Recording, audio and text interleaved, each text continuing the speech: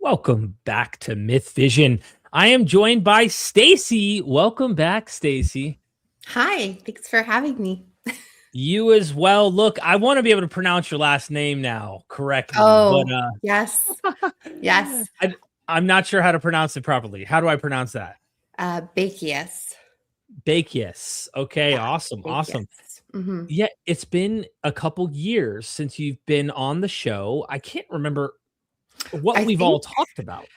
well, you and I have done lots of shows together, but I think this is my Yes. first time actually here on your platform.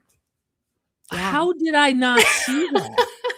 Which is Okay. fine, but we've done so many shows together. So, Yes, we yes. have. We Mhm. have. You're an Yeah. amazing human being, Oh, and thank you. you have a story I've heard in passing through other shows, which is why I thought Hmm. maybe we talked about this on the show. So today we're going to get your story, Yeah. and um, I know you have a similar background in terms of the kinds of Christianity that you came out of, but you have, as a female, a very different culture and experience that caused you to start exiting the door. And we Mm-hmm. want to hear that raw experience from your heart and hear your story. And so, what I typically do in these is Hmm. I go back to, it's like we're doing a biography, cradle to grave kind of thing, or cradle to where you are today. And Yes. that is, what was your family upbringing like? Was mom and dad very religious? Did they make you go to church on Sundays? And if so, what kind of church was it, Christianity Mhm. wise? Tell us a little bit about Stacie. Okay. Well, thank you for having me. It's great to be Of here. course. It's great to hang out with you because, yeah, it's been a Thank while. you. But so I grew up Christian, which is why we're here talking about this. Yeah.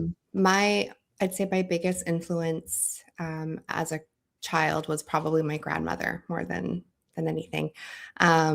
So when people ask what denomination were you a part of, I was a part of what we would have called non-denominational, which was charismatic more than anything. So speaking in tongues, um, prophetic prayer, prophetic dreams, just prophecy in general, kind of laying on of hands. People were falling over in the spirit, just prophetic dancing, all the kind of theatrical type of Christianity that you kind of see in movies and TV that are being made fun of. Um, Lots of just spiritual warfare, all kinds of just crazy, crazy things. So, So it was charismatic-ish, like you guys did mhm, believe in the gifts. And yes. this is in Canada, correct? Like you're living in Yeah, Canada? I'm from Canada, yeah. So, it kinda had its roots in, like, Pentecostal. I don't know if you're familiar with, like, Foursquare. I don't I've know if heard of that's it. yeah, so it was part of, like, kind of branched off of the Foursquare denomination, but, yeah, all kinds of just different influences, but technically we were non-denominational. So, like, the churches were always called, like, Christian Fellowship or Christian City Center, or those kinds of yeah, I know yeah. what you mean. That's what my first church was. I might bounce back just to help you feel related as you Yeah. communicate. It allows the guest who's on often to explore ideas they may not have thought of, but also to make you feel comfortable as you're sharing personal experience. Because Mhm. sometimes that's difficult for some people to really get to a place where they're like, I'm going to lay it out. Yeah. No, that's totally I true.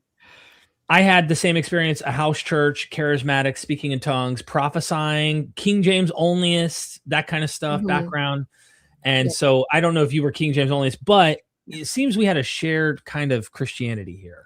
Yeah. Yeah, our stories do kind of share some similar, as they go on, you'll see, or the audience will see. But, um, yeah, so as a child, I was told, that I had a lot of, like, prophetic gifts that I could see in the spirit realm, that I had prophetic dreams. So I was brought up just kind of believing that I was a very spiritual person, that God kind of always had his hand on me, that he was revealing different words to me from the time I was like 2 and 3 years old. So, um, Wow. yeah. Yeah. Very young. You were Mhm. very young and you had this self-belief. Yeah. Yeah. So, I remember one time, My grandma was having her morning prayer, and I was like 2 or 3, and I came out and I said that there was a wolf on the patio, and I wouldn't go outside past the patio door because there was a wolf. And they were like, no, there's no wolf out there. And a couple of days later, one of her prayer partners called her and said, I was praying for you, and God revealed to me in the spirit that there's a wolf outside your house and snatching the blessings that are trying to come into your house. So who knows how that story actually took place, whether my grandma told that story, said, oh, Stacie saw this, so say she saw a wolf, and the woman said, oh, that's funny because God showed me that. Like, I don't know like what the actual story is, but Mhm. I was told. So I was like, oh, I could see in the spirit realm, those kinds of things. So people were always kind of like coming to me like, oh, like, has God revealed anything to you, from the time I was very little. Right. It was That what you just described there makes me think of cold reading, like as if maybe they accidentally told the prophetess and then yeah, she ran with it a little, but I don't know. I mean, exactly. Well, that's the thing. Like, I don't know what the actual true story or the sequence of events that led to that actually were, but that's the kind of stuff I was told as a kid. and so how old were you when that all happens, roughly? I was about 3 when that happened. You Yeah. have a memory. Okay. Yeah. Oh, I have a really good memory. So it's not, yeah, I do remember that situation. So, yeah. Wow. Okay, keep going. Yeah. This is getting good. Okay. Yeah. So then, yeah, we did go to church, pretty much like, of course, every Sunday. We had church Sunday morning and then Sunday evening.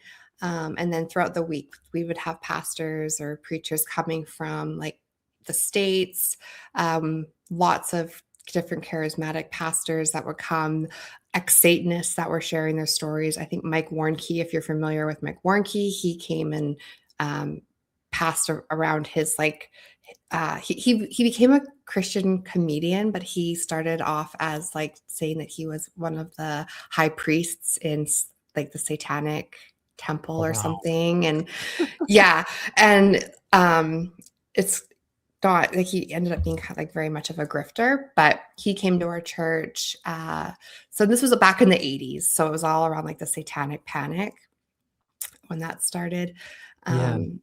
Yeah. So I grew up around the whole satanic panic and just believing that like things that were let into your house, like if you bought something from a store, you'd have to like pray to get rid of the spirits that were attached to it. So I was constantly living in fear of, pleading the blood of Jesus, casting off demons, moving into different houses and like putting oil above the doors and opening the doors and telling whatever spirits were left from the last tenants they needed to go. So my whole life was just all about spiritual warfare. And it was not a very calm mind. Like, it didn't give me a very calm sense of just being. That I had that experience too with the first Yeah. form of Christianity. I think we both had that. And Yeah. my mom was Pentecostal, but the idea Okay. though of spirits everywhere, demons everywhere, you're in constant warfare. The speaking in tongues helps fight those things too. But Yeah. then there's this idea of the Pokemon cards, right? They came up. Yeah. I had to burn all mine because they had demons, spirits in them. Yeah. And I think about it today, how much money I would You have had. you could renovate a whole entire house probably if you didn't burn Probably. those. Yeah. Well, that kind of so like going from my childhood to kind of adolescence, kind of just to jump forward a bit, that brings me to another real formidable time of my youth was going to a youth group. And I joined that youth group at about 13 or 14. This was the late 90s, like 97, 98. And that's when the whole like purity culture was coming in. And that was really big time. But when I joined that youth group, that was when I started hearing a lot about just that, yeah, burning secular music and getting rid of all of my secular stuff. So, yeah, so I did the burning of my Backstreet Boys CDs and Oh my gosh. How Spice old were you? Girls. 13. 13. Mhm. Okay. Yeah. Yeah. We were Yeah. really sucked into this. Okay. And is Yeah. it the same church at this time, or you? No. So growing up, like I moved a lot. I moved way too much. So that's like a whole other part of my life that isn't really connected to my Christian upbringing. Um, but yeah, I didn't go to the same church. We bounced around and we went to a few churches, but they were all very much the same. And then when I started going to this one church when I was 14, 13, 14, that was a very, very charismatic church where these were the church services that you would just let the Spirit lead you. They would last. They would last 3, 4, 5, 6 hours, like into the evening, and Oh you my didn't gosh. want to quench the Holy Spirit. You didn't want to. You just wanted to let the Spirit move.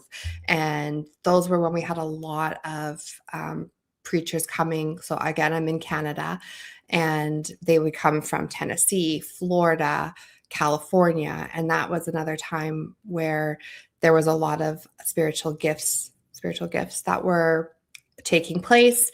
One of the gentlemen that came from Florida, he had a ministry of praying for people and they would get gold teeth. I don't know if you ever heard about that. I have. Okay. Yeah. So he was, I really don't know. Obviously, I don't believe in that anymore, but I don't know how verifiable any of it was if people were just saying they got it and they Yeah. didn't. But that was his gift, his ministry. And he would come and our church would fill up because it's like, oh, if you need a dental miracle, come. But at the same time, people would be coming from all, like, it was a small church, but then the place would be packed for 5 nights a week because of these dental miracles. So of course, if they're going to bring their money and they're going to take offerings, and it's going to just, line their pocketbooks more. So, And these are 4 or 5 hour services. oh yeah, they went a long, long, long time. They would go till like 11 o'clock at night sometimes because people at that church, that's the one where they would be rolling on the floor for hours, quacking like ducks. I'm not even kidding you. They would be doing like exorcisms. Like it was pure chaos. And it was like, well, don't quench the Holy Spirit. We have to stay in this like time of worship because we need to see what God's doing. We have to see what he's going to do next. What kind of creative miracle is he going to do? And we didn't know what time it was going to be done because, well, when is God going to finish? And then Right. we'd want to come back for the next night. And then we'd leave each night and they'd say, okay, come expecting your miracle tomorrow. So they would prime you for the next night. So you'd already come ready for the hysteria. You knew what they were already. Everybody was primed, right? Yeah. Everybody knew what to expect. Yeah. What to. Real quick question along the way, if you don't mind us getting super Yeah. chats Sorry. along. Ever play Ouija board? Okay, so no, I would stay so far away from those.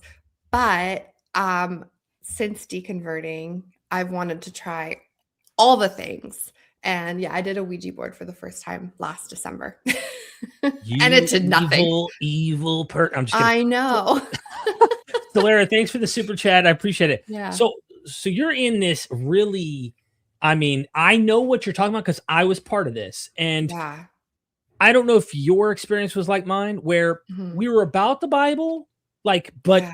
they weren't really like, it was so spirit led that, like, I mean, we thought Jesus died and went to hell. Like one of the doctrines That's we what taught. yeah. Did you? Okay. Yeah, and he went and got the keys. He had to go down, but we even believed he suffered when he went down there for 3 days. So Okay. we went a little further. We had this doctrine that Jesus had to suffer in our place as if we were in hell. So, like, you know how we say Okay. atonement was enough and they say, oh, his blood Yeah. was enough. But like, we had this weird extra layer where it was like, he went to hell. In those Yeah. days, he was dead and suffered the torments of hell on our behalf. Like, Yeah. there was this doctrine that we had anyway. So take us from there. Well, what's going on with this? That where you're at in your church, in your Christian life? Yeah. So I was at that church for just a couple of years, and then there was a big kind of thing that came out that they were taking advantage of a lot of elderly people and getting them to, they were getting their money, getting like their, I forget how exactly, but it came out in the news. It was a very small church, but they ended up getting investigated and found out that the elders and the pastor were involved in sort of like getting them to sign over their retirement. And so we stopped going there because we were all very hurt and sad that, well, how could they be doing this? This is terrible. So that was when I was about 15 or no, 16. So I was there for a couple of years. And then I didn't go to church for a long time because I didn't have a vehicle.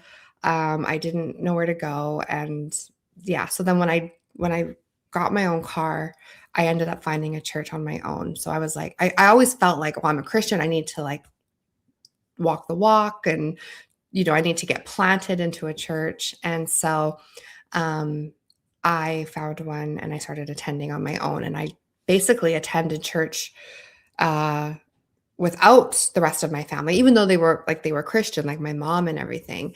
But I made it a priority to go every Sunday. And I found a church in downtown Vancouver. And I would go. It was the first mega church I ever attended, actually. I didn't know it was a mega church. I didn't really know what mega churches were. This was back in 2001 or no, 2003. And I'd go, and I didn't like that they had a timeline. It was like, hey, our services are an hour and 15 because we have a next service. And I was like, but you need to let the Spirit lead you. Like, Right. I thought it was so weird that they were keeping a schedule. And they believed in speaking in tongues, but they didn't allow people to speak in tongues in the sanctuary in front of everyone. They were like, no, that's something you can do on your own, in your own private prayer time, just not in front of everyone, because they believed if you speak in tongues, there should be an interpreter. So I was like, okay. And then I just thought that was a little strange from what I had come out of, because everyone was just like blah, blah, blah, blah, blah, all the time. Like you'd be in the middle of praise and worship and people would be singing and speaking in tongues. And that was just normal for me from the time I was like an infant. So that took some getting used to. And then from there, I got kind of sucked into the mega church world, listening to like Hillsong music. And I became a huge Hillsong music fan and all of that. And that just kind of really, then I got introduced to all of the big speakers like Joel Osteen, Joyce Meyer, and I started going to all those conferences. And so that was a lot of my influence from that church, was just, you know, the Christianity, like, what's it called? Like the American gospel, basically. Mm-hmm. Yeah. I had a similar Hillsong, you know, got into their worship, loved it. Yeah. Of course, some of the rock and roll, you know, someone brought it up, DC Talk. There were other people too. There was a lot of interesting bands that would come up. Yeah. I can relate. And it's interesting that one church is teaching this kind of let the Spirit do whatever, almost like Quakers would do, just blah, blah, blah, blah, blah. And the other one is saying, well, Paul condemned the Corinthian church for doing this in like wild fashion and not having interpreters and not being more orderly. So this church is trying to be like Paul in a way of trying to be instructional and very, you know, organized. And then you get other groups who are like, speaking in tongues isn't a thing anymore. And it's like, I don't know if I'm skipping into your story at all. I'm just thinking from mine. What happened from there? Well, yeah, that was kind of how I would sort of judge churches, because if they believed, like, that's how, like, my grandma, because I told you she was like a huge influence. So she'd be like, well, what church are you going to? And I'd say, well, I'm going to this one. And she'd be like, well, do they believe in speaking in tongues? That was kind of her measure of whether or not they were a sound church or not. And so I tell her, I think so. She's like, well, you better find out, because if they don't believe in speaking in tongues, then they're not teaching the word properly. And I'd be like, okay, so then I'd have to find out. And so I do remember asking the pastors at that particular church, and they're like, yeah, we do. It's just something that you do in your private time. So I told her, and she's like, oh, well, she still had her nose in the air from that. And then if they just were like, nope, we don't believe it, then I'd be like, okay, well then, yeah, they're not Christian at all. Like, that's just the sign of a false church right there. So, yeah, it wasn't until much later, and we can get to that, but much later that I stopped entirely believing in speaking in tongues, obviously, but before I stopped believing altogether. So that's the fun part. That's where that's where these powerful stories such as yours really shine a bright light on what happens, and people who watch, will relate, just like I'm relating to you. Yeah. And this is the powerful point. Like, how do you go from quacking like a duck and rolling on the floor and thinking you're a prophetess, that God chose you for a special meaning, to later on thinking that was all not real, and you're still a believer and a Christian? And that's the interesting aspect we'll get to. I want to just say to everybody, we have a goal. I just set a goal. Stacie, they have on YouTube where you set goals for super chats. Look, it's a new thing. I try to keep the lights on here at Myth Vision. If you super chat, we hit our 15 super chat goal. We already have one super chat, right? I believe. But if we do that, I want to do another follow-up show with you at some point where we can go into further details. And I might just speak in tongues in front of everybody because, I got to celebrate. Yeah, why not? And I don't know if you'd be willing, but maybe you might play along a little. I don't know. I would. I've done it for super chats on my own show. So I will do it for you, Derek. Okay. So if we get our goal, 15 super chats by the end of this, we'll both speak in tongues so we can bless the congregation. Hallelujah. I know what you're talking about because my house church believed they had the true teaching of the Spirit. They really line upon line, precept upon precept, but then they also had this very charismatic way of viewing things. And if another church didn't do that, they kind of indoctrinated you to judge that church. You're at this new church. They grant the speaking in tongues, which made you feel comfortable, but they're not doing it in the church, obviously. Yeah. Take us from there. And I'll get to the super chats when we're closer toward the end. I see Ricky Johnson already. Thanks, Ricky. So sorry, say the question again. I got So we're at that church now. We're in downtown Vancouver, and you're driving, I believe now. You found a church. Yeah. So I attended there for a long time. And then I started just going to more mega churches, but I stayed there for quite a while. I got married at 22. How young? Okay, that's what I was 22. Yeah, 22. And typical like purity culture type of just getting married before having sex. Yep. Because that's what you're supposed to do. Because I don't know if you read I Kissed Dating Goodbye. Oh, my camera went a little. Sorry. A little blurry. Come in, come out. Maybe. I don't know. Okay. I don't know. There we go. There it is. There it is. Yeah. So we read like I Kissed Dating Goodbye by Joshua Harris. I don't know if you're familiar with. I've never heard of it. What? No, I didn't. Have not? No. Okay. Well, then you got off very easy. It was. Well, I still had a purity. There was a. No, I know. Yeah. Yeah. Yeah. But this book was like very influential, but in the late 90s. He has since renounced everything that he put out. He and I actually have connected. We become friends, which is really cool. Really?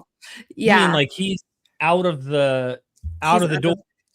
Yeah. Interesting. He's a former pastor as well. And he's American, but he now lives very close to where I live in Canada. So we've gone out for dinner and stuff. I'm just like, oh my gosh, I can't believe like you no longer believe this. And I had your book.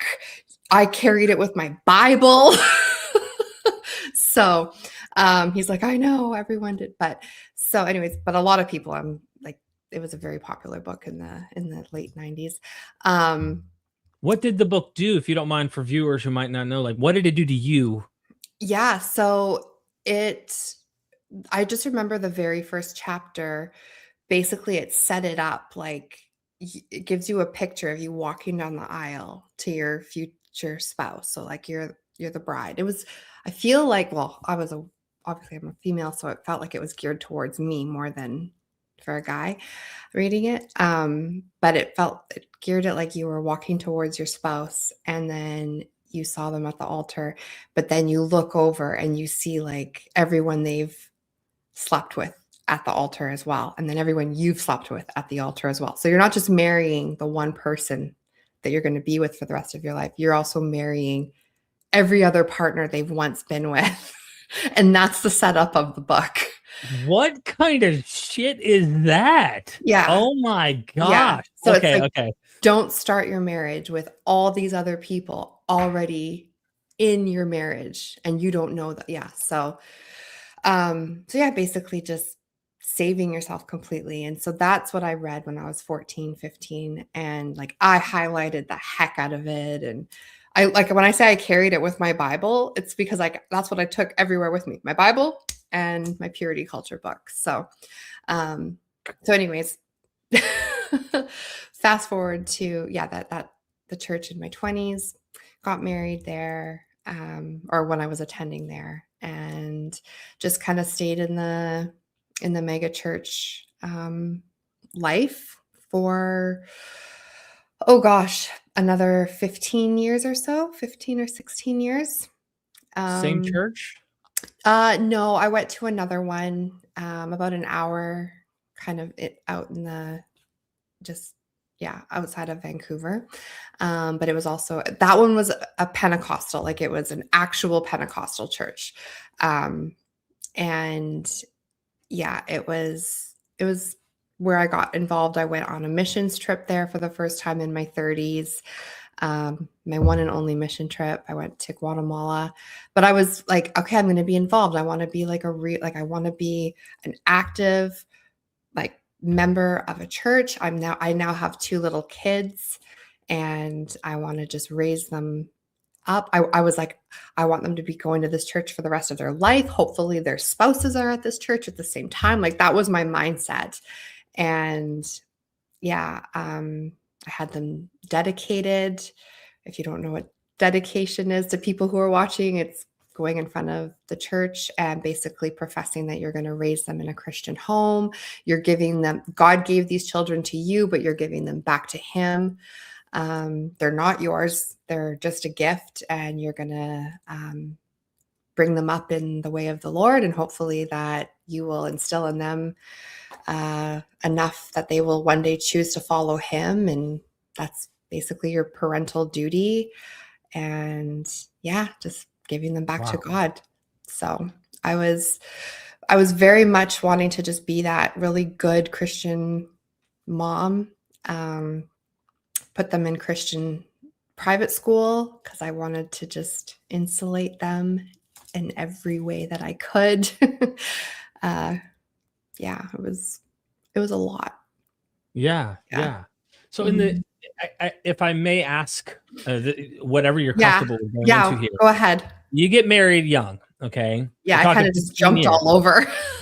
No. This is important. Yeah. These are memories of yours, and how you're painting this is all your story, and how you want to paint it is your choice. But in the 15 years as a married partner, that purity culture, I still think probably carried into that. And so you're living with this, like, I need to live pure. I need to do things a certain way. How extreme would you say your religious life was in the marriage, in the sense of what do I listen to music wise? How do I act? What do I think? I mean, there's all that stuff that plays into, I think, all of our experiences. I'm just curious to know on a personal level what that was like for you. Well, it was like, honestly, it was not easy being a Christian, as far as just the mental aspect of it, especially with purity culture. I remember like getting married, and one day you're not allowed to be intimate with your partner, and then the next day you're allowed. And that really messed with my psyche. For a couple of months, actually a couple of years, just kind of being like, I've gone from, I can't do this my whole life to now I can.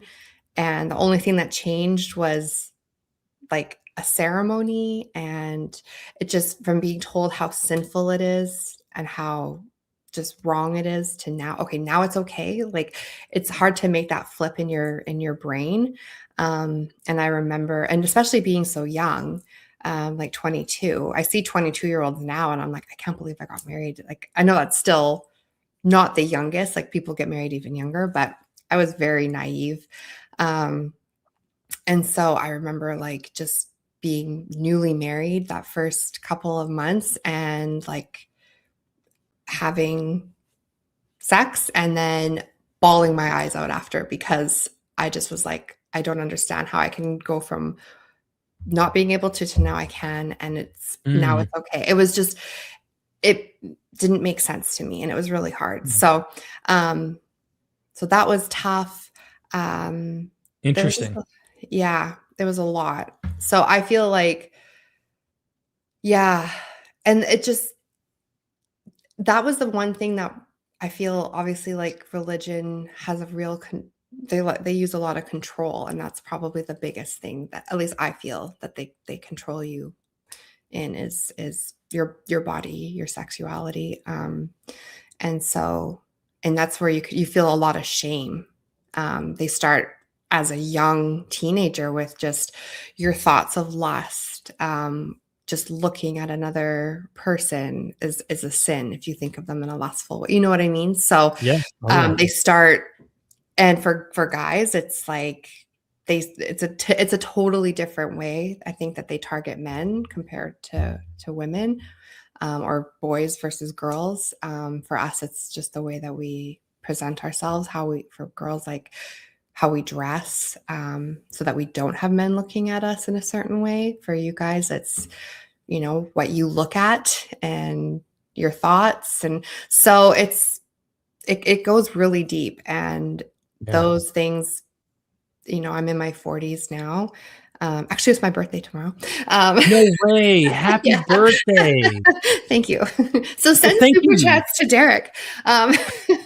Look, yeah. Thank you for your time. Yeah. Yeah. So, but that's the biggest thing that has left the biggest scar is purity culture. If I may, just because we do have different kinds of baggage that the church kind of puts on how you think. And I was going through puberty, and you know, magazines were it at the time. You know, internet was a thing, but it's not like I had my own private computer yet. And kids see a pretty woman on the magazines, and you know, you had different kinds of magazines I'd get from my dad. Okay. And then I'd get back in the church and I'd have this shame and guilt. And I remember this vicious cycle. We're human. We're human. This is the point about this whole purity thing. We're human. And I would go down, I'm skipping ahead into high school, but I'm in high school and I'm going to this place called Trojans for Christ, because our public school would allow us to have this Christian gathering in the front. We're in North Carolina, so they allowed this at this public school. And it would be like this really charismatic group of Christians in the gym. And they'd have this like moment where we'd pray and it'd get really spirit filled, if you will. And then someone have a guilt. If you have guilt in your heart, you've been committing private sins, right? It's into the purity thing. Come down and get prayed for, lay their hands on you so that we can heal you and cast that demon of lust out of you. That's a demon. That's a spirit that's causing you to feel those feelings and to wander your eye and watch pornography or look at magazines or have your eye looking at girls or whatever. That's a spirit. And I remember myself, high school was 3-4 years, right? So I remember for 2 or 3 years, we'd go to this and I'd go down there, be prayed for. 2 days later, I'd be having to go down there to get prayed for. 2 days later, I'd be going down there to get prayed for. And I wouldn't understand why I kept having to come down there, and I'd try not to. And then and it was like insanity kind of to try and like resist war that we're having with our bodies. And I can relate. I'm just giving you one example of what I relate. By the way, I got married at 18. You're even younger. So I'm like, I know 22 is young, but people are even younger. I got lucky though. Okay. I'm not saying you didn't, but I got lucky. Just because I didn't have, I feel like Ryan is just, you know, we both grew together and learned together. And so that was a very maybe different experience than you, but I don't want to, just bringing up my own. No, I appreciate it. Yeah. So that, I mean, it's really tough. It's the one thing, I mean, jumping ahead, and we can go back there, but that purity culture was the very last thing after I deconverted. It was the last thing that I deconstructed because I was the most terrified to deconstruct that. Because I didn't know where it would lead me. And I'm happy I deconstructed it, but it was really, really scary.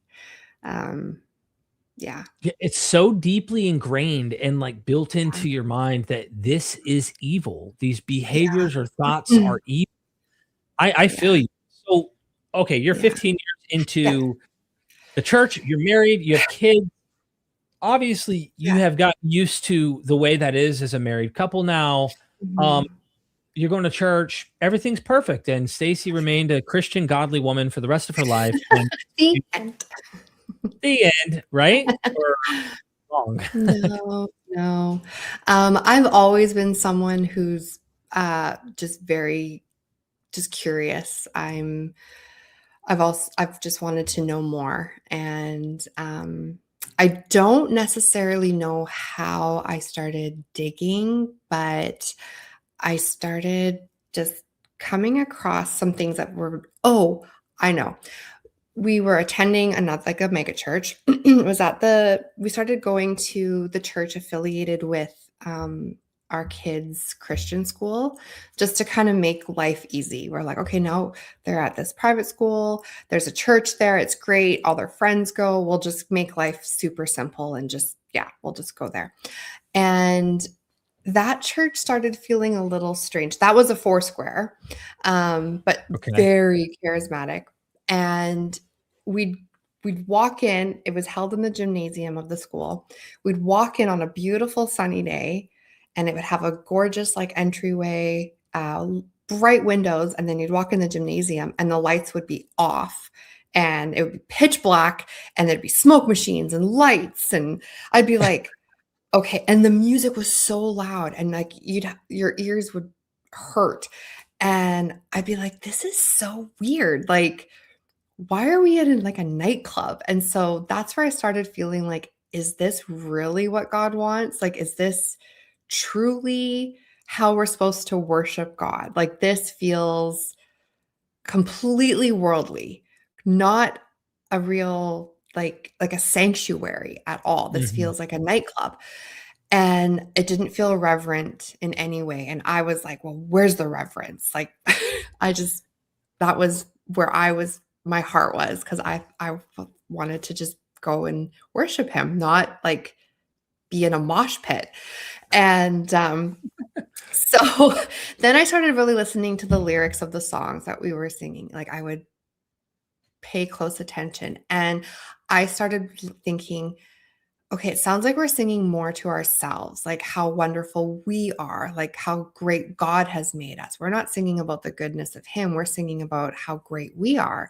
And so I started deconstructing all the song lyrics. And from there, I started looking into, as much as I loved Hillsong, I had even been to the original Hillsong Church in Australia. I went there. I went to a couple services. I'd seen Brian Houston preach. Don't get me started on that whole church or him. He's a creep. But back in the early 2000s, I went.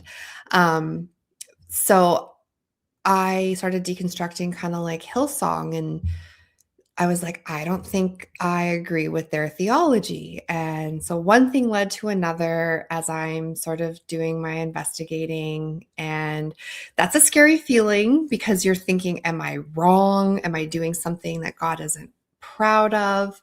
And from there, I came across a documentary called American Gospel. I don't know if you're familiar with it, but really? Okay. So I might. Let me. It's okay. It's okay. It's a Christian documentary. Okay. But I heard about it on a podcast from this one girl who she came out of Bethel Church, which is in Redding, California. And she was talking about how it's a cult. Bethel's a cult. The NAR, New Apostolic Reformation, it's a cult. And she started describing all these things. And I'm like, wait a second. These are all the churches I go to. Yeah, that's it.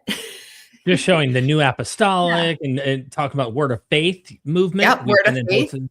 Yep, all of that. Okay, prosperity theology, theological liberal, all that. Okay. Yes. Just so people know what you're talking about. Got it. Yeah. So I heard her on this podcast talking about how she left Bethel and all that. And she's the one who said someone had sent her a link to a documentary called American Gospel, and it changed her life. And it exposed this whole, like, you know, prosperity, Word of Faith, NAR. And I was like, I need to watch this documentary. Like, what is it? So I downloaded it on like Apple Movies or something. And I watched it, and I was like, my mind was blown. It was one of those moments where I was like, I can't feel my body. What is happening? It basically described every church I had ever gone to and how it was not theologically sound. So it is a Christian documentary, but it changed the trajectory of my Christianity and ultimately to where I am now. So I do owe it some props. Yeah, I'm not necessarily endorsing it, but I am thankful that I came across it, if that makes sense. So I watched it 2 or 3 more times, and I was like, what have I believed my entire life? All these weird things that I've always kind of questioned, like, are we supposed to quack like ducks? Like, are we supposed to fall out in the spirit? Are these actual miracles taking place?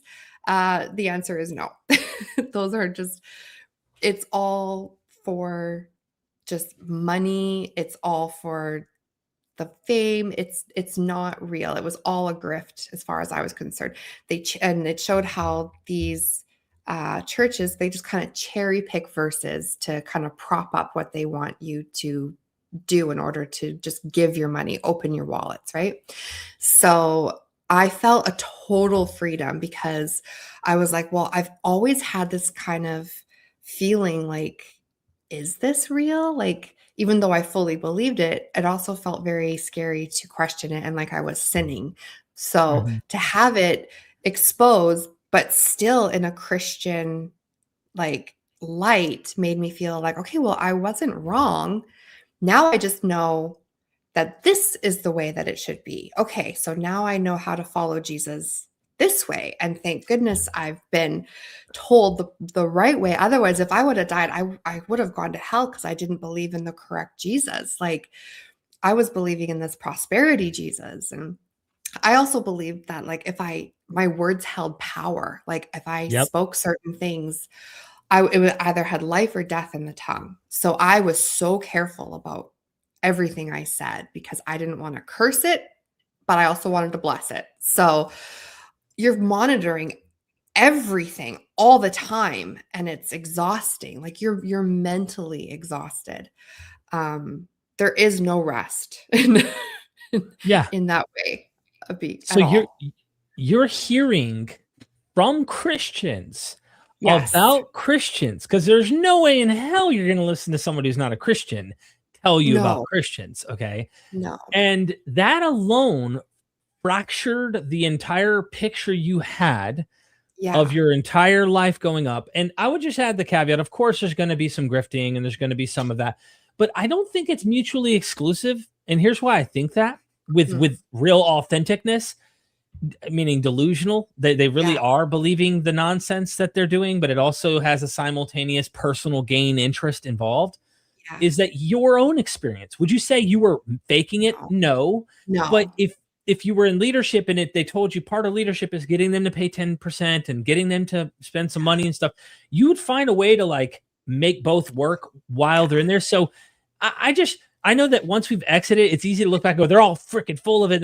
But it's like, I think a lot of them really believe and really think what they're thinking, just like we did. But then Christianity, another form, made you realize you were in error. So what happens next, Stacie? Did you come to a new kind of Christianity? No, and you know what? And I do completely agree, because I did. I fully believed everything. So I do think, yeah, they're in error too. Some of them are blatant, like a lot of the people you see on TV. I do think a Oh lot of yeah, them are very much. no doubt.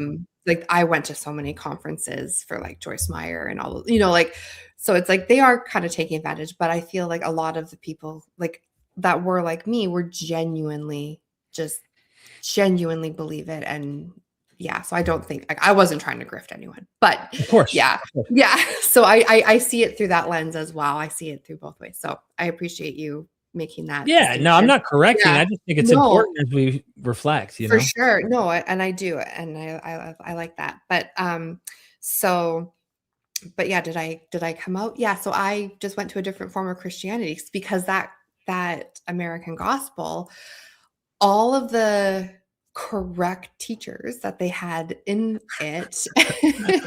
Oh, I love this. I had no idea. I had never heard of any of these people from that they had interviewed, but I was just my mind was blown. I'm like, wow, they're speaking truth, and I need to like know more. I need to, you know, like see what their preaching is like. But Mhm. so they were all reformed. And Interesting. yeah. So it was people like John MacArthur, R.C. Sproul, Vodi Bakum, um, I oh, Justin Peters. A lot of their names are escaping me. I'm like, wow, I can remember that many off the top of my head. But a lot of people, basically from John MacArthur's ministry, that he kind of had in his circle. And I discovered conferences that he put on that were exposing the charismatic movement.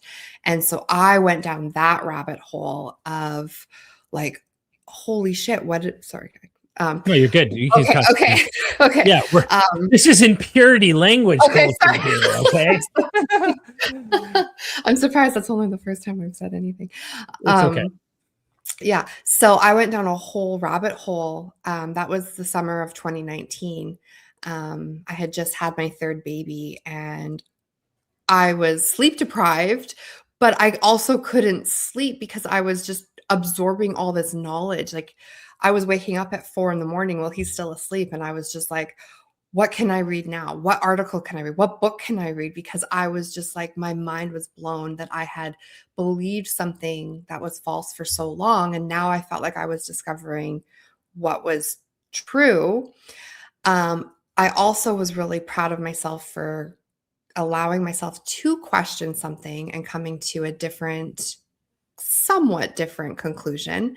And I made myself a promise that I would never not allow myself to question anything again, because look at all the answers I'm now getting. Mhm. So I was like, okay, well, I'm not going to, if I ever have any questions, I'm going to seek out the answers, because obviously I can trust myself. I can trust my gut. So yeah, I'd say like from March of 2019 until like the fall of 2019, I just couldn't get enough of just deconstructing the word of faith movement. That was Hmm. all I focused on for like 9 months. And Would so you that, say you started to then anchor more on like what the Bible says? Because that's what the yeah, Reformed try to do, right? yeah, They go back to the Bible and they go, yeah, let's read the text. And then that gave you more confidence that, okay, I'm on the right track yeah. because I'm reading my Bible. Exactly. And so then I was like, well, now I need to find a theologically sound church. Like I need to find a church where they go through like verse by verse. They're not just going to like throw up a couple verses on a screen, give their own kind of interpretation. I wanted to go somewhere where they use words like eisegesis and hermeneutics. Like I wanted to like go to somewhere where there was actual teaching of the biblical text and diving Right. into it. And like, so I was so hungry for the word and the truth. Right. So, I found someone through Instagram, I think, who I had known from this other that church I went to in Vancouver. Mhm. forget how I came across, but she had since gone to this little Reformed church. And I was like, oh, you used to go to that church. Now you go to this church. Like, you're kind of on the same wavelength I am. So is this a good church? And she's like, yeah, it is. And so it was only like 10 minutes from my house, which was amazing because like Vancouver and the Lower Mainland is sprawling. So the fact that this theologically sound church was 10 minutes away, I was like, this is incredible. Like I can go there. So took my little family to this teeny tiny little church where like most of the hair was gray and Yep. the congregation was getting close to the end. But it had a very young pastor who was very excited to see some young people coming into his church. He had just graduated from, I think, Westminster Seminary in California. And he was very excited. He's like, oh my gosh, yes, young people. He was younger than me. And he had a small family of his own. And so we started going, and we could only attend as visitors. We couldn't take part in a lot of stuff because we were not official members of the church. And what kind of church is this? You got to tell me that. Do you remember the denomination? Yeah. It was a Covenant Reformed church. Covenant Reformed. Yeah. Yeah. It was part of the UNRC, United. Yep. Yeah. I believe it's one of those acronyms, but it's similar to the Reformed PCA. And they're kind of brother sisters, but yours was probably a little more conservative than the PCA is overall. But okay. Yeah. I don't really know. Yeah. I think it was UNRC, North America, something with North America Reformed Churches of Canada, or I don't know. It's been a long time, but yeah. So he started really putting the pressure on us coming to the membership courses. You need to become a member. But my hesitation was, okay, but you believe in child baptism. I don't know if I believe in that. Like my two eldest are dedicated.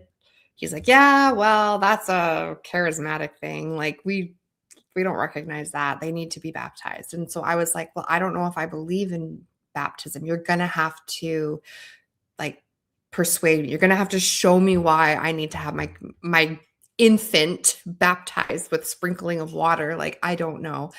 So it took about a year, and then we went through the course, but we were pressured into the course. He basically, after church one day, was like, if you're dating someone, you either get married or you move on. It's kind of like that with a church. You don't just keep going to a church and not make a commitment. You either come to the membership course and become a member, or you need to find another church. And I was like, well, I don't know any other theologically sound churches, so I guess I have to become a member. Okay. So we went to the membership. And the other thing that I was really nervous about was they had a huge emphasis on, now I can't think of the word, which they did to me, but when you get in trouble, church discipline.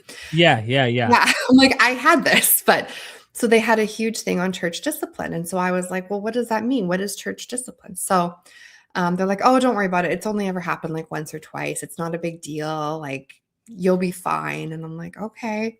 Meanwhile, I obviously had this like sinking feeling in my stomach. You're being pressured. You feel like you have no choice, here. And real quick, before you get into church discipline and leading there, when you brought up baptism, me and Ryan had the same experience with our kids. Okay. I was looking for a Reformed church, but I was looking for a Baptist one because I was comfortable more with like, you made a dedicated decision to believe in the Lord and we'll baptize you. And this church was like, no, infant baptism replaced circumcision. So this was their argument, that the Jews circumcised at the 8th day. And so they would just say that circumcision's no more. Paul argues this. Baptism replaced it. They would try to make a scriptural argument exegetically that baptism replaced circumcision. So now you sprinkle your kids.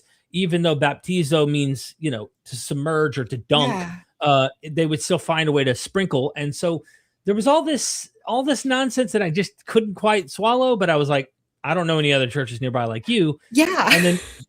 And then the discipline thing, they didn't tell me anything about the discipline. And if they did, I wasn't listening. But I found out the hard way eventually too. So please continue. Yeah.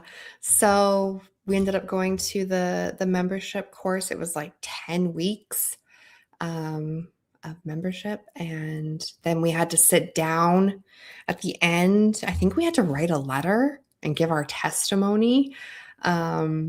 So we had to sit with the consistory, all these words that I had forgotten. So like the pastor and a couple elders and an usher or something, and basically say why we would be a good fit for the church. And then they read our testimony, our individual. So when I say we, I'm referring to my ex-husband. And which is funny. I haven't really talked about him, but he wasn't really raised very Christian. He kind of just went along with it for my benefit. So his testimony wasn't really much. He was just kind of like, hopefully they'll let me in. Like he was kind of going on my coattails. So then we did that, and then we went and sat outside the room while they discussed their decision on whether or not we would become members. Another thing that was huge was they required that you attend both the morning and the afternoon services on Sundays. And we were honest and just said, like, that's not something I think we can do. Like maybe once a month we could come to both services, but like Sundays are kind of our weekends, our family time. We had just bought a property in Washington State that we were hoping to go to on weekends. And we said, well, if we miss a Sunday morning, we'll come in the afternoon. And they were like, well, actually, we'll help you find a church to go to Sunday mornings in Washington. And we're like, well, no, we want to just have like our family time. So they were not thrilled about that.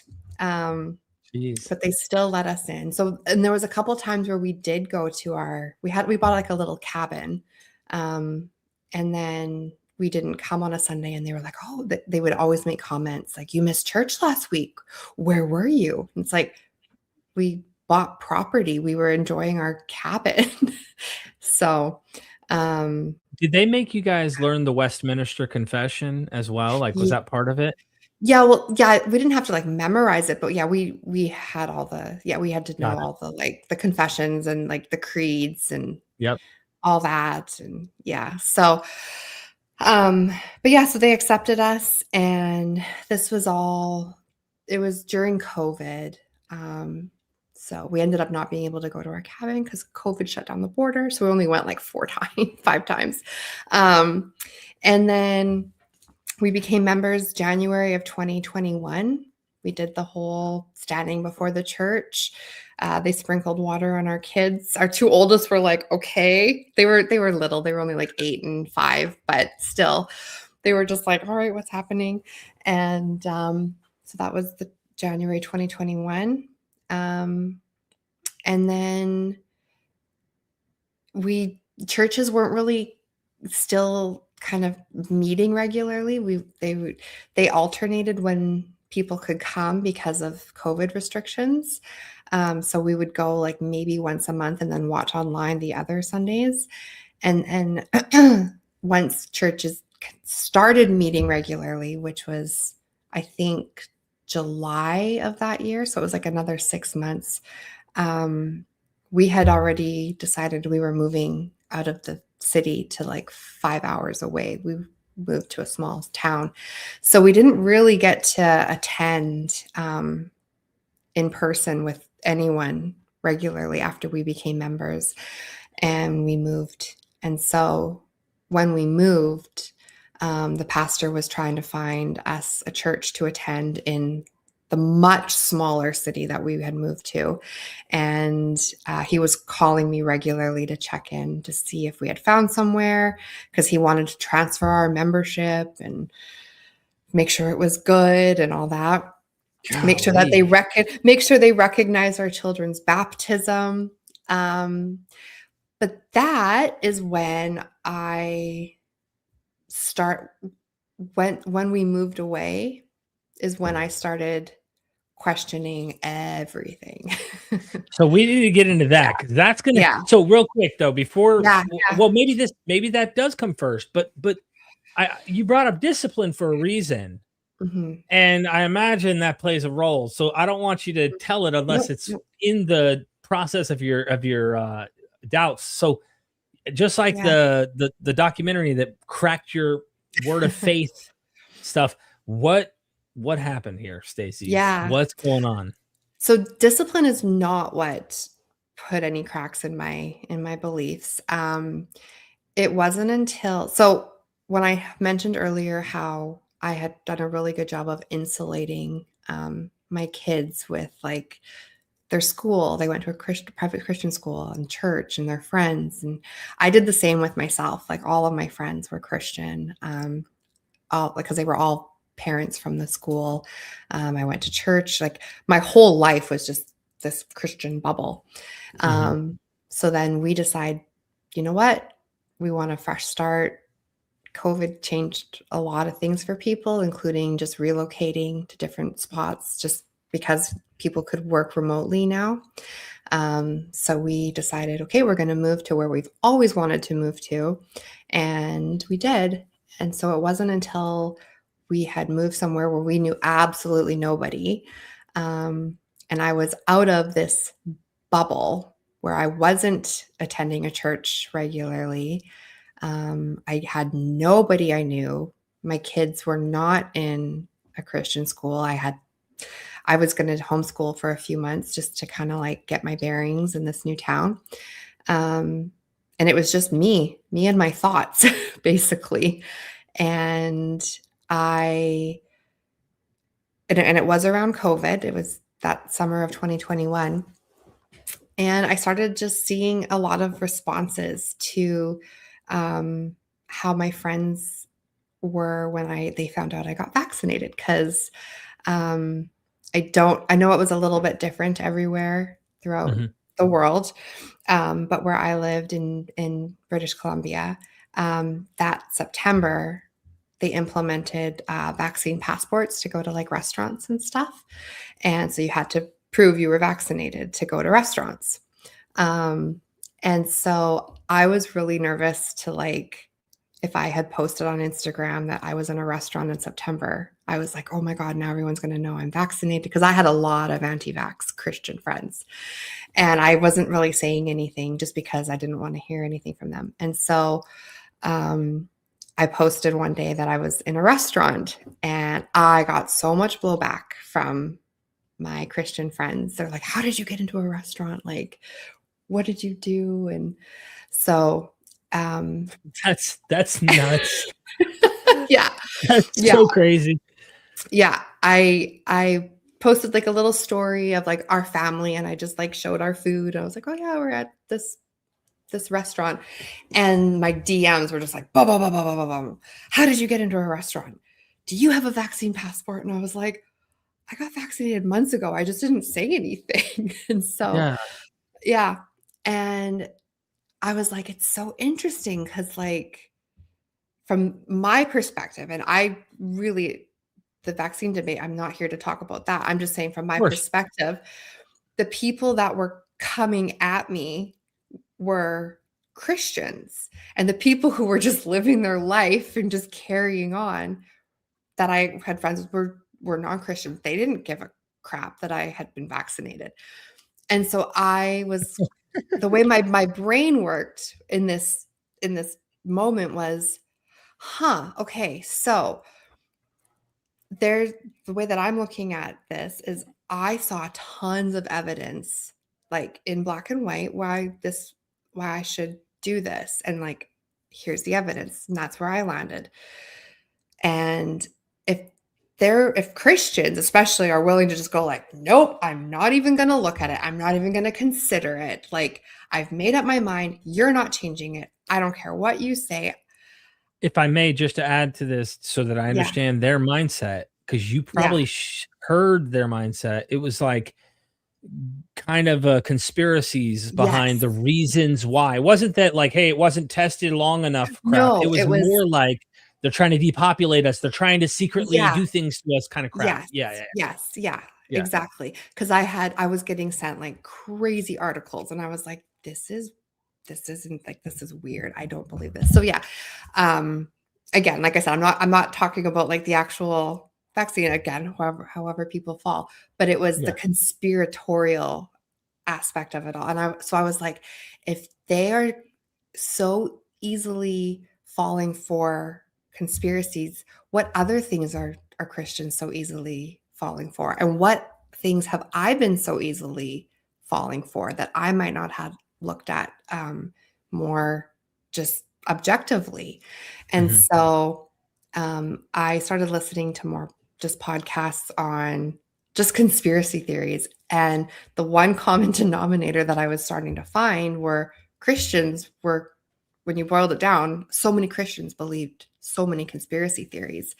And so it made me kind of reflect. And then I was like, okay, it's like, is Christianity even real? Like, is this fake? And I should be questioning this altogether, because these stories seem really far-fetched, even though I've now come to this other side where I believe that I'm in the right church.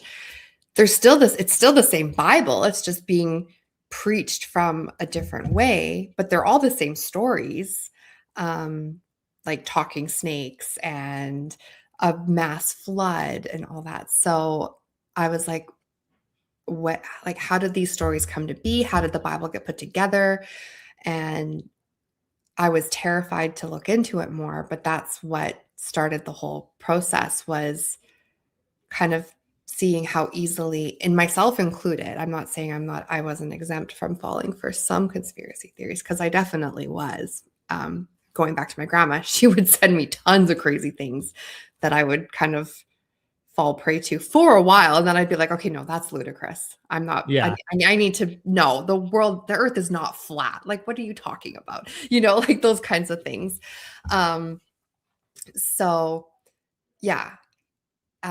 Then I just wanted to know like how the Bible came to be and all that. And I had never heard of these myths. Like, I mean, here I am on Myth Vision, and this is what you do. I was like you.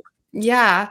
And so it wasn't until I started hearing about, like, I think it was the Epic of Gilgamesh, hearing about those. And I was like, wait, this like predates the Bible. And that's when I remember kind of like the moment where it was like the floor fell out from under me and I kind of felt dizzy, and I'm like, okay, I don't think any of this is real. But it had been a few months of digging and searching, but I had told myself a few years before, I'll never not question things again.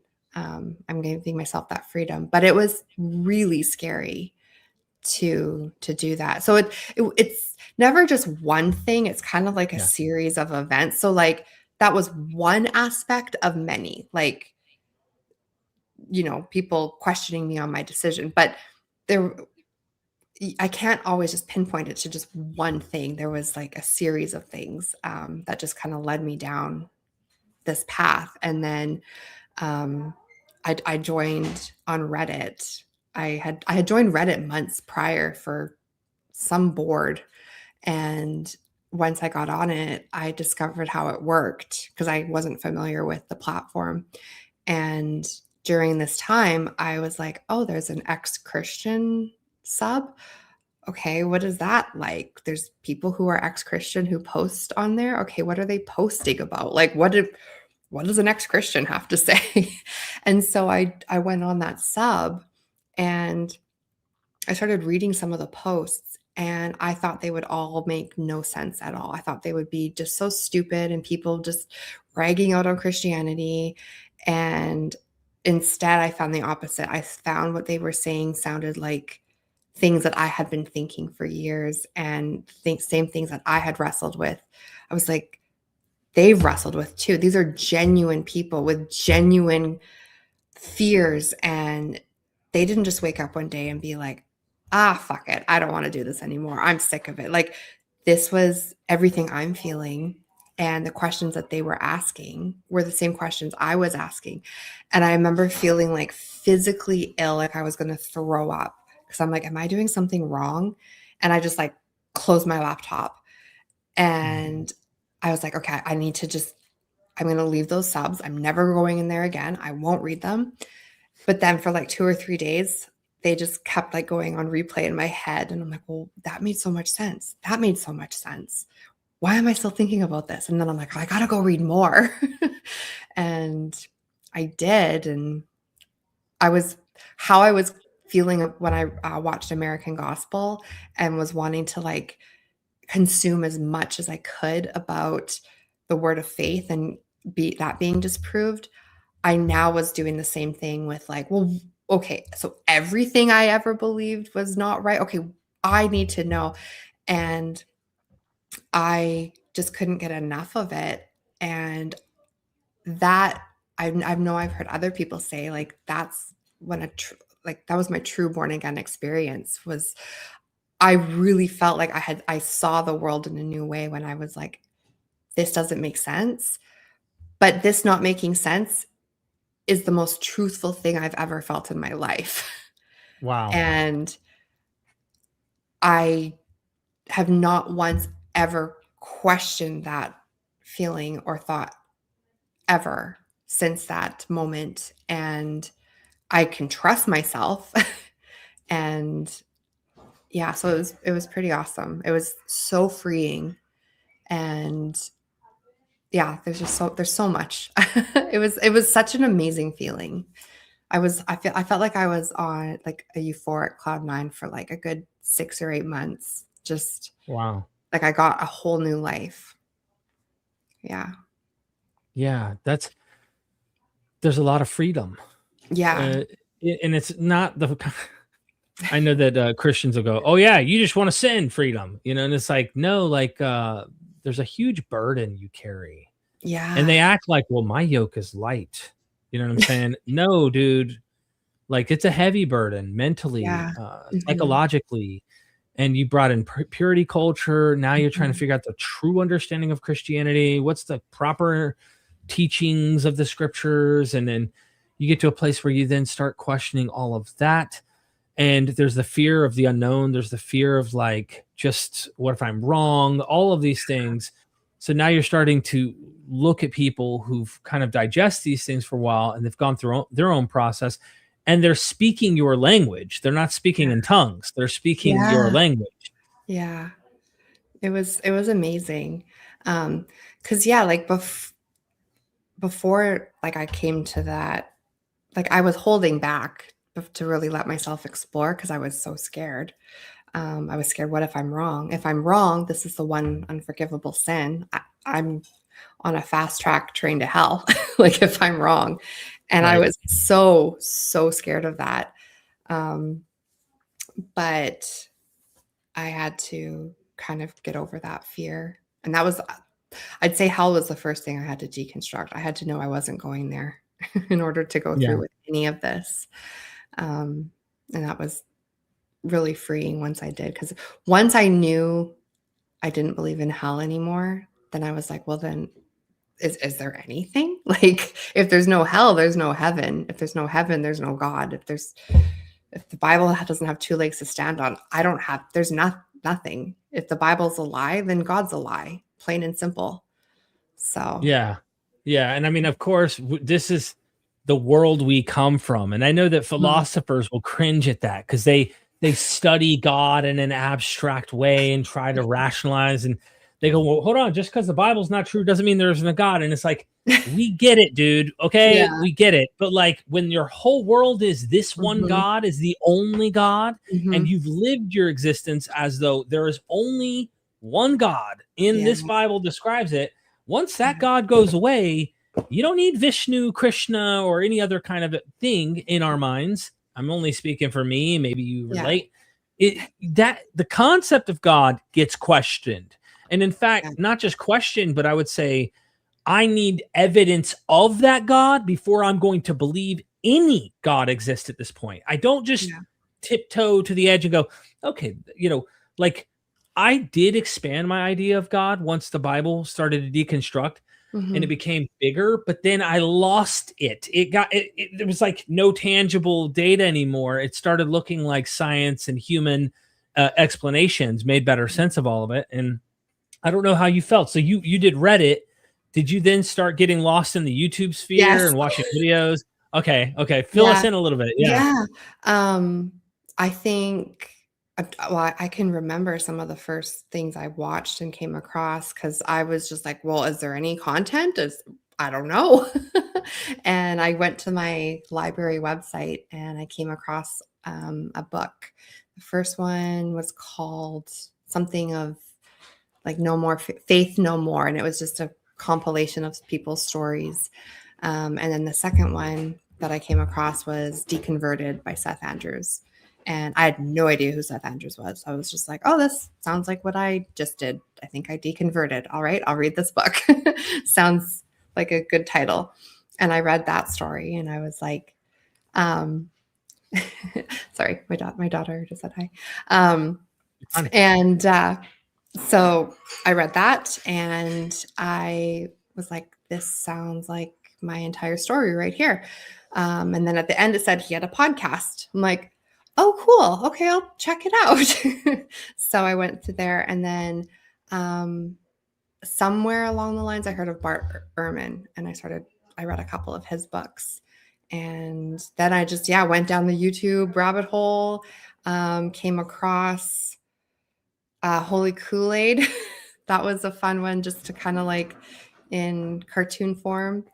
That was, and actually you came across some, which was really cool too. Pretty much everyone that I came across, I've now had the pleasure of saying hello to, which has been really nice.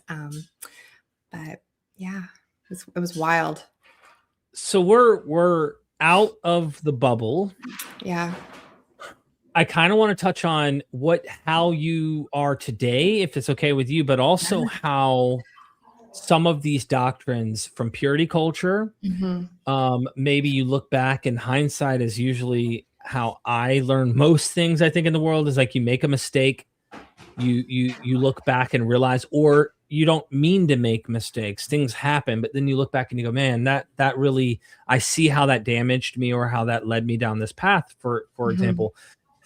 What would you say the deconstruction from the purity culture did for you in terms of your mental health, in terms of your life, and how did that relate to your practice in life? I mean, in your own world?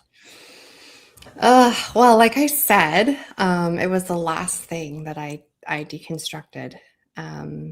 So I officially said the words, I don't believe in God, in December of 2021. And I finally started deconstructing purity culture probably, again, I mean, and I know it's a short timeline, but I do things rather like once I kind of make up my mind, I go all in. But I didn't start deconstructing that until probably like the fall, like 2023, the fall of 2023. It's almost 2 years later. And it changed my life because I was very scared to do that because like I said, I got married very like young, to the first and only person that I was ever with. And I didn't know how my views would change in a lot of ways, how I would see just sexuality, all of that, and what it might do to my marriage, my situation, how it would affect everything. And I was very honest from the beginning of it that I was starting to have a lot of questions regarding just how I felt about just how my life was. I felt like my life had been, I was told I couldn't do something that felt just natural and human. and that it was wrong. And then I got married. Now it's okay. Now I no longer believe in sin. I no longer believe in just, I actually didn't believe in the concept of monogamy anymore. And I now felt like I still can't do certain things that I just felt kind of just like my life was decided for me and I didn't get to make decisions. And I would have made a lot of decisions differently. So it was a lot. So yeah,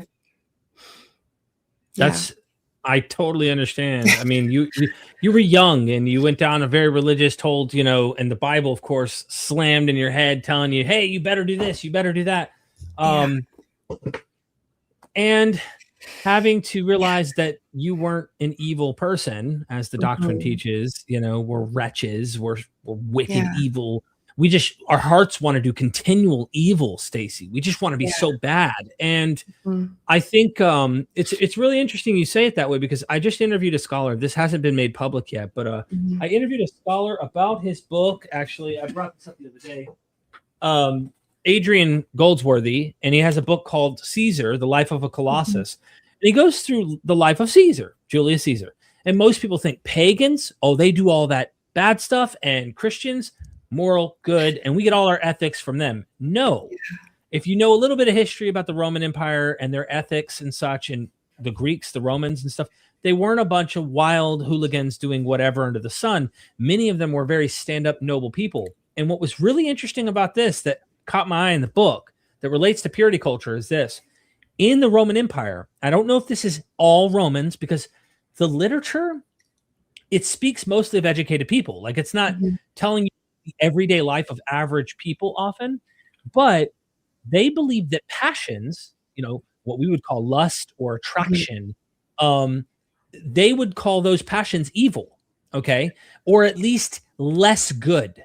And they had an idea, and he's listening to the audiobook. I'm at the gym with the Queen and we're doing our thing, and I'm listening, and he says that oftentimes these leaders in the Roman Empire would have concubines, or they would have slaves or prostitutes that they would go to release their passions. Now, they didn't flaunt it publicly, but they would do it in private. And the reason, get this is the logic in the Roman Empire, is because they thought it was not noble to do that to your wife at home. Oh my God. Yeah, that she's supposed to be treated with dignity. So they believed in the act of that was beneath you. It was our base human emotions were bad, and doing that was better and respectful. It was respectful to the wife. You see how it's crazy how they had a different way of viewing the world. And so soon, but it relates to your point about all of this, because we're told Adam and Eve, this template, and you must go by that template or else. And if you break away that idea of Adam and Eve, the entire, like, they feel like their whole world will collapse, and you're just going to end up in some Satanist church pulling off orgies every day. I mean, they imagine. And that's what Jehovah's Witnesses do. A lot of the ex-Jehovah's Witnesses who come on, Stacie, they say, stay away from the internet. If you leave here, you're going to just become a junkie drug addict and overdose and die, and you're going to be doing all sorts of debauchery and all that. And it's like, hold on. Yeah. So maybe you want to address some of that. I don't know. Yeah. Well, no, I think it's just coming to terms with your humanity and just realizing that, like you said, we're not wretched sinners. We're just feeling things that are not demonic, they're biological. Exactly. And that was something that I had to realize, because the guilt runs so deep, the shame runs so deep. Even when I was married to my former spouse, like, even if I found someone attractive, like, that shame and guilt was so deep in me that I couldn't function. I felt like I was, like the Bible says, committing adultery in my heart. Like, and so having that, just that pressure put on you all the time, was a lot because I'm a human, of course, like you're going to find people attractive. Exactly. Yeah, like that's just human nature. And to be told that that's a sin. And yeah, so I guess I was sinning like all the time.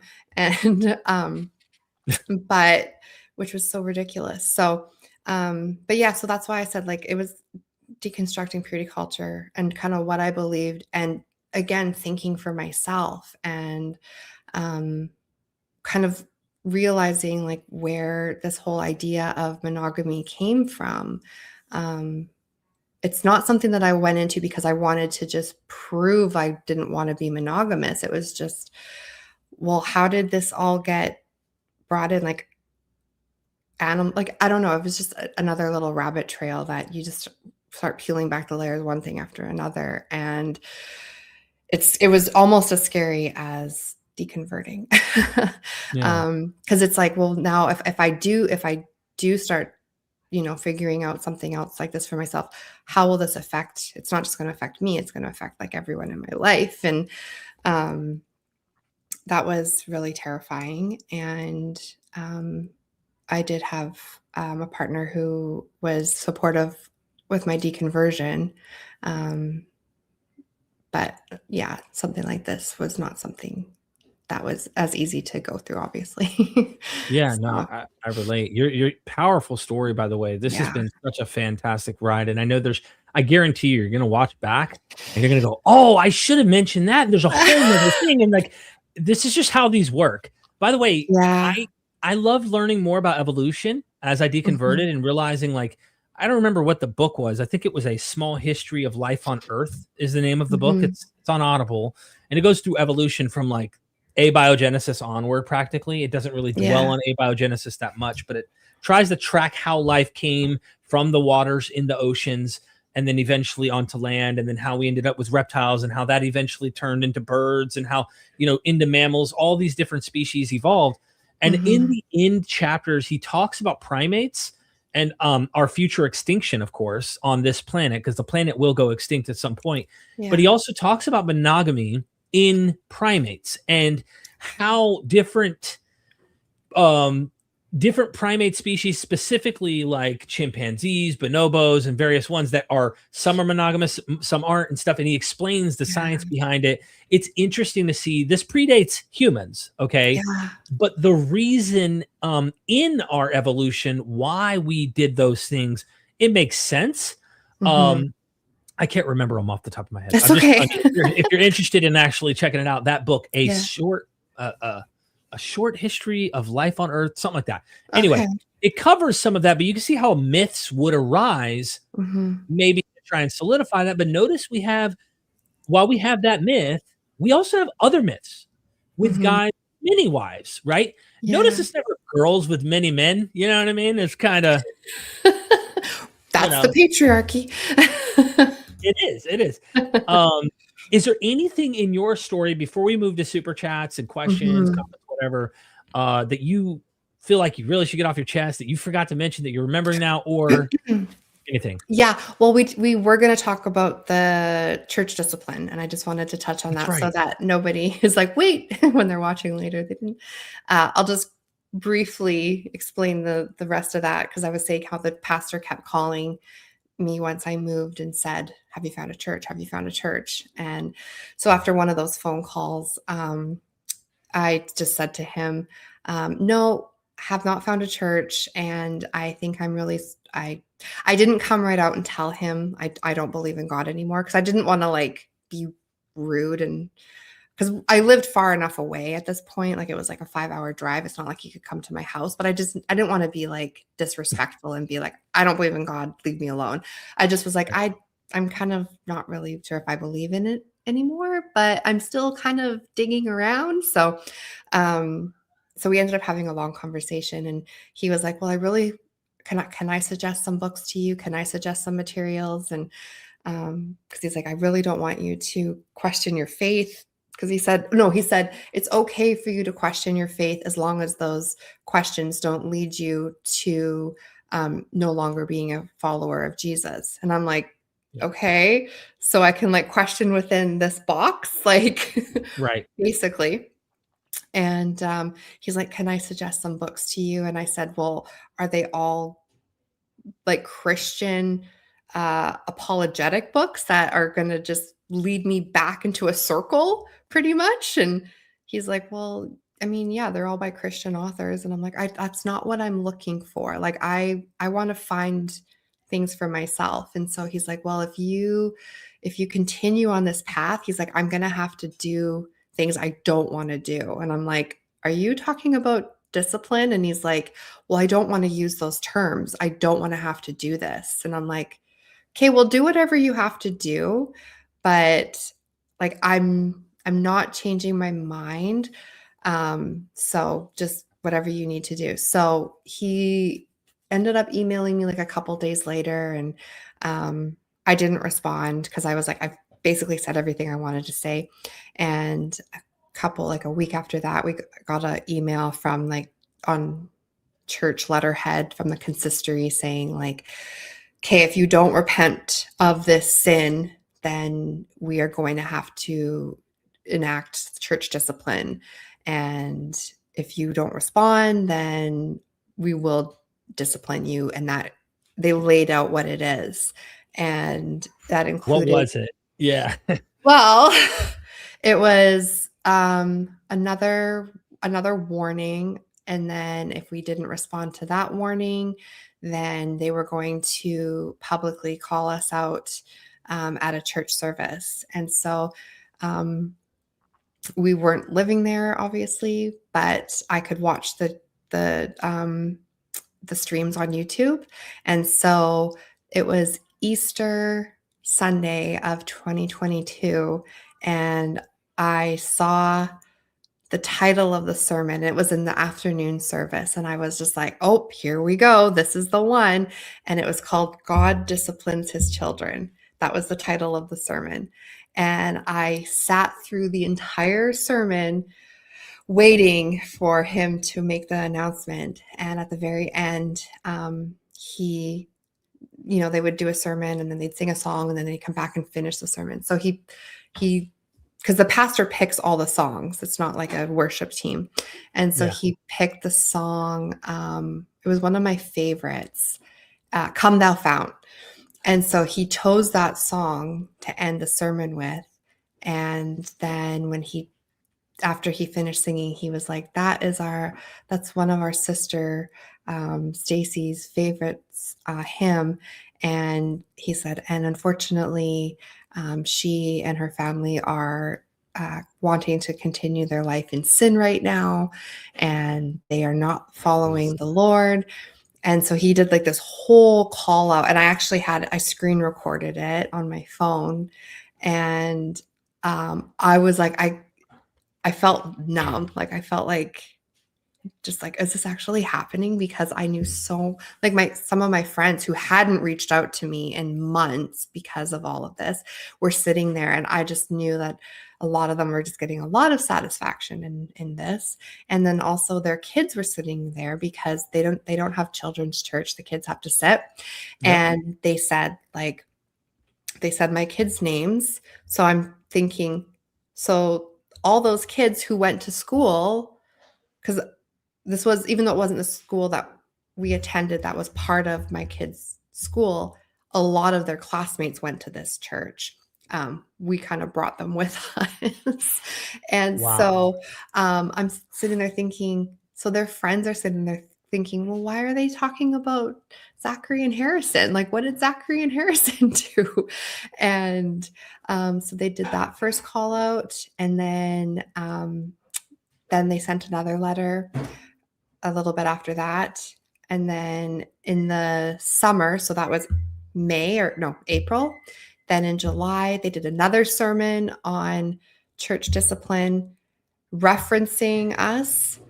And they said how it's a good thing we're not in the Old Testament times, because back then, how they would have disciplined is by like stoning to death. And it's a good thing we don't do that anymore. Yep. And goodness. They were just kind of like, they were prolonging it. And I was checking the was checking their YouTube page like every week, being like, is this the week they're going to do it? Is this the week they're going to do the final one? And I would have people like coming and like messaging me on my Facebook, sending nasty messages, and my mom as well. And so my mom was just like, I've had enough of this. And so she left a Google review on the church's Google page and was just like, basically, this church has like called out my daughter and their family and just kind of blasted them publicly on like a Tuesday afternoon, because she was like, I'm so sick of this. I'm tired of people messaging me and saying nasty things about you. And by that Sunday, they did the final, like, we're done with them. Like they ended it completely. And I think it's because of my mom's message just being like, just get this over with, like, stop. And so that one they did not broadcast on YouTube. They did not stream that live because I made such a stink online about them naming our kids specifically. Because they did, I forgot to mention, they did another one where an elder got up before the sermon and read a whole thing calling us out, and then they prayed for us and they just rebuked us and said our kids again, and just how we're horrible parents for basically turning back on the covenant we made and all that. And I was just like, I was furious and I wanted to blast them. I wanted to send a message saying something. And my husband at the time was like, no, just let it go. Like, they're just doing what they said they would do, and just leave them alone. And I was like, I was so angry. I wanted to just be like, but okay, here's a good story really quick. My two eldest sons just discovered an interview I did on recovering from religion. They came across it on Reddit, of course, because they're like teenagers now. And they came across an interview and it said something about like being called out by her church. And they were like, they didn't know really any of this because they were a lot younger. And they were like, they call me mommy still. They're so cute. They're like, Mommy, the church called you out? And I was like, yeah, they did publicly. And they're like, what? This was just like 2 weeks ago they found this. And they were so mad, my two boys. And they were like, what's the name of that church again? And I was like, oh, I told them the name of it. And so they were like, unbeknownst to me, they went to the church's website and did the contact page. And they sent, both of them sent an email saying like, you're terrible for calling out our mom and blah, blah, blah, blah, blah. And I was like so touched that they would come to my defense when a couple of years ago, I wanted someone to come to my defense. And so that was their first instinct, was to say something on my behalf. So anyways, that was a moment. Powerful. So sorry you had to go through that. Me and Ryan went through something similar, not identical. And it's interesting. They called your boys out too. They called your kids out. I mean, they didn't do it in the same way. They weren't trying to like put all the blame on them. You're the adult, but all of that's nonsense. All of that. And these are all cult. These are ways to keep people in the cult. Keep them stuck. Yeah. And that's one thing that I was saying online all the time, was the only reason they're doing this, because I knew that people I did have a presence online, a small presence online while that was all happening. But I was saying like, the only reason they're calling me out or calling us out publicly is to keep you guys in the pews. They're doing this to scare you. They're not doing it to get me to come back. They're doing it to make a demonstration of me. So keep that in mind. This is so that you stay where you are. So I knew it wasn't for me. It was for the people who were already there. So my final question, and we'll get to super chats, is how's life now? So much better. It's really good. So much better. Yeah. Like really you have freedom, like real freedom to explore, to learn, to listen to all sorts of stuff. Yeah, absolutely. And without the guilt and the shame. Like I said at that first super chat, did I ever play a Ouija board? Well, I have now. And I've done a lot of other just things that I've not small, big, minuscule, nothing, just all little things that were told that were terrible, like including reading my horoscope. I don't believe in any of that, but just like little things that I was just told were going to cause me great harm. So just being able to live life on my terms. And I'm in a very happy relationship. I did get remarried, and I'm very happily with someone who has come out of the same thing that we have. He's a former pastor, so we have a lot in common, and everything I have spoke about, we are on the same page with everything. So it's been really, really great. So you're equally yoked. We are equally yoked. Right. Oh my gosh. We are equally yoked. Yeah. The only crappy part is we don't live in the same country. So oh yeah. Yeah. Dang. Well, hopefully that changes. I mean, figure some way something gets better. Yeah. You know what I mean? Yeah. Eventually. That's the plan. Eventually. I would like to just say to you, from hearing your story, I can't believe I didn't hear this like this yet in all the years we've known each other. The strength that you had coming on here to communicate this, I'm proud of you for that. I'm proud of you, and I'm thankful for it, by the way. I'm very thankful that you took the time to actually share your truth, your experience, your past with us, because you're going to get people who are going to remark, people are going to judge. This is just human nature, as we talked about. But there is a lot more good that comes out of doing this for yourself, but also for many people who feel like they're not alone when they hear this, than we realize. Even right now, as we're talking, what you're saying, we might go, this might help 2 or 3 people. Like this will help many people in some way, shape, or form. Guarantee it.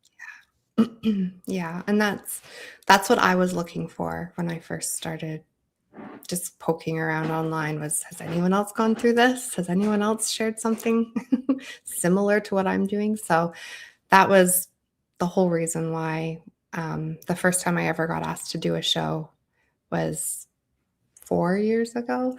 And I was like, yeah, I want to, because one person helped me. So if anyone hears it, then that's the whole reason.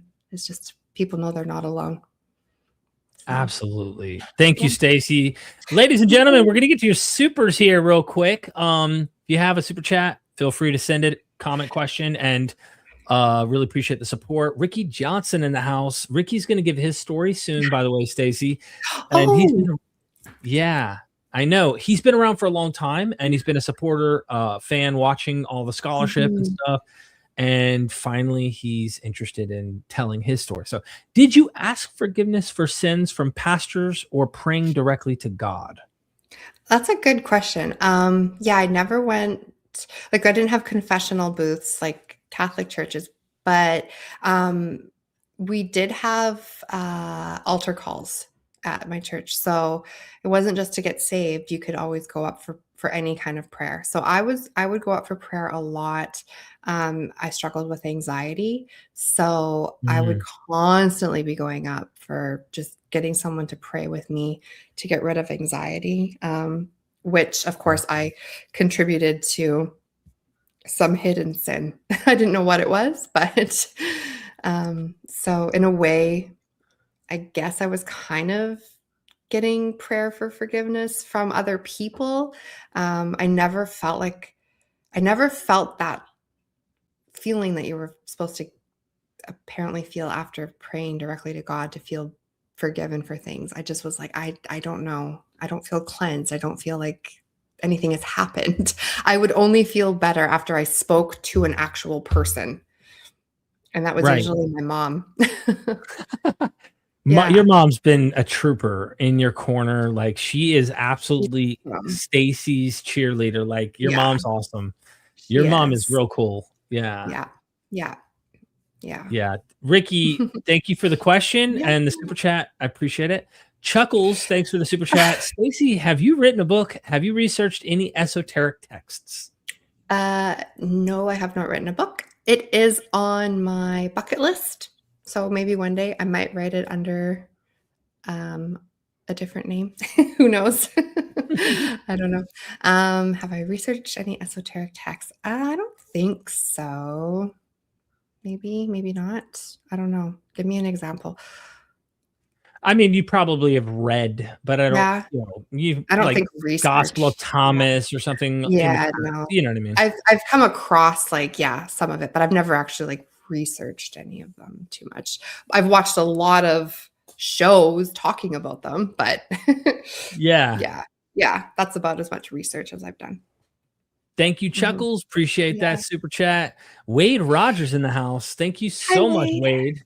Hey, Stacie, Derek, what would your advice be to people who are deconverting? Shame on that church for the public humiliation. Damn right. Have you heard of this type of public humiliation done in other churches? I think my church did it, but they didn't. They didn't stream it on YouTube. But I imagine they had a lesson about me and Ryan. But anyway, you was the question about any advice that you have for people who are deconverting. My biggest advice is kind of I always say, don't go to your pastor, don't go to people in your church, because they're just gonna circle you right back to the Bible. And not that there's anything wrong with researching the Bible, but they're gonna just do that circular reasoning, so I would just get some outside sources, because I had never looked into any of that before questioning on my own. So don't go to your elders or your pastors. And as far as any other types of public humiliation done in other churches, a lot of them do. I think I have a friend who she came out of Jehovah's Witness, and they're really big on this kind of thing as well. So Wade, you're the man. Thank you so much for being here and being a member. I see you. Cat loves the moon. Thank you for the super chat. Really good episode. Love to you both. This channel has helped me so much. Yeah, it's a great channel. It's helped me too. Thank you so much, Kat. We really appreciate the love, the sin. I'm reading the word sin down here while I said love, the sin. But no, we appreciate the love and support. And I'm going to do these more, Stacie. I want to get more people's stories. I think these are great. I mean, there's so much we can relate to, even if our experience isn't identical, that we can empathize and see the experiences of other people. And look, this isn't necessarily to deconvert people as if they need to become like us and believe exactly like us or anything. But if you can relate to some of the toxic experiences, or even relate to some of the ideas that we had, then if you need to go to a different form of Christianity that is so liberal that they don't give a shit, go to that. But it's harmful, high control type, versions of cults that we want you to be aware of and to not be limited on experiencing an amazing life that you can have. And that doesn't mean your experience needs to be the same as Stacie's or mine or anyone else's, Yeah. No, I agree. And that's the thing. Cause as a Christian, you want, when you tell someone your testimony, you want them to believe like you believe. Whereas when you're sharing your deconversion or your deconstruction story, you're just sharing it to just kind of hope that someone relates and doesn't feel alone. I don't expect you to become an atheist, or, you don't have to deconstruct the way I deconstructed. You don't have to think about monogamy the way I think of, you know what I mean? It's just freedom to question. Just have that freedom. Come to your own conclusions. Exactly. And that's the best part about deconverting to me, is just you can come to your own conclusions and no one has to tell you what you have to think. Thank you. And then Ricky's back again. Thank you for sharing your story, Stacie. You both rock. Ricky, you rock. Yeah, Ricky. No, really though, I'm glad that you came on here and gave your story.